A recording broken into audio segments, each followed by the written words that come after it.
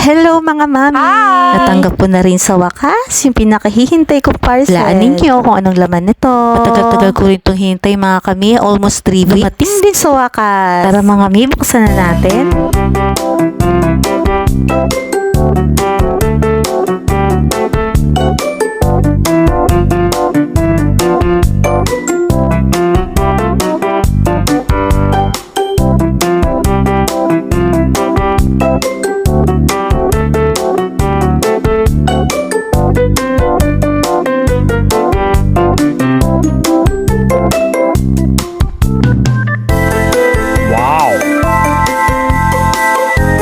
Wow!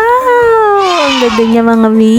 Ayan mga mi, from Him and Art. Pina-frame ko kasi mga mi yung family pic namin at saka yung picture ni Iren. Kasi mga mi kapag frame, diba, ano siya, may salamin. Tapos medyo mabigat. Mga mi, sobrang gaang niya at saka hindi siya salamin, porcelain siya. Kaya hindi siya nagpe-fade. Oh, sobrang quality talaga mga. Yes! Nasulit ang paghihintay ni Mimi. Ito mga mi, hindi siya nababasag, pang matagalan na siya. Saka kagandahan nito mga mi, sobrang gaang niya. Hali ang durability niya, 20 years pataas, talagang hindi siya nagpe-fade. Kung maingat-ingat ka, lifetime na siya. Ako mga kami, try nyo na to. Nasulit ang paghihintay ni Mimi. Kala ko nga mga mi, na-scam na ako. Dahil ang tagal dumating. Nagulat na lang ako after 45 years dumating din sa wako. Ayan, di ba mga mi? Ang gwapo ng bibiiran natin. Pang mode. Yung picture niya yan, akala mo binata na. Di mababakas ang kakulitan niya. Sobrang pang natuwa ang Mimi ba? Thank you sa Him and Art.